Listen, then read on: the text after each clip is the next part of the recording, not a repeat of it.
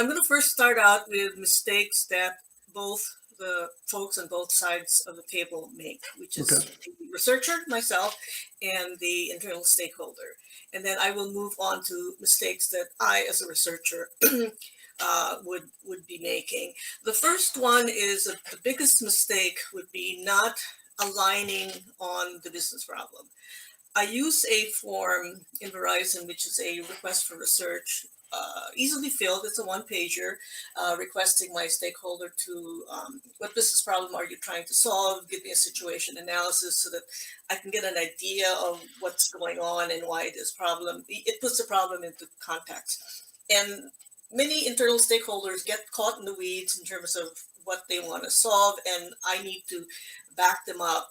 And it's important that we're 100% agreed on exactly what it is that we're trying to understand. So that's the mistake, is not having that agreement.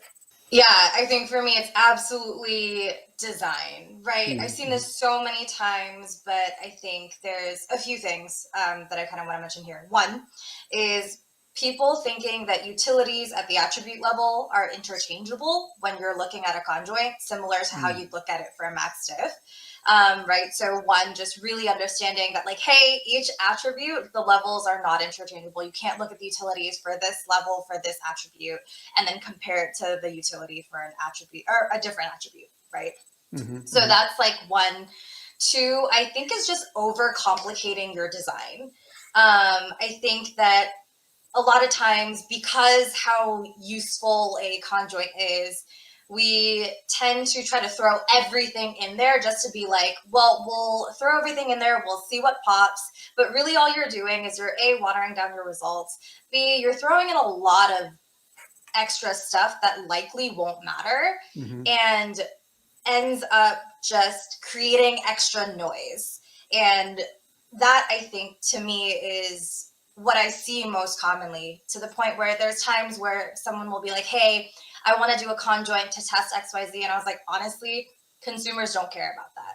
Right? And so if they're not even thinking about that when they're making the decision, if you ask them this, you're not actually going to get good data, because that's not actually a decision that they would make in real life. And so I would suggest that we try to do a different type of research instead to better understand what it is that they do care about. And then when we do that, we can then assess the trade-offs. But otherwise, I think whatever decision you make on this specific thing won't necessarily be largely impacted by like what the consumer is going to say. So I think just overcomplicating your design, I think I'm such a proponent of a lean design that's well thought out, well thought through. That's how you get the best results.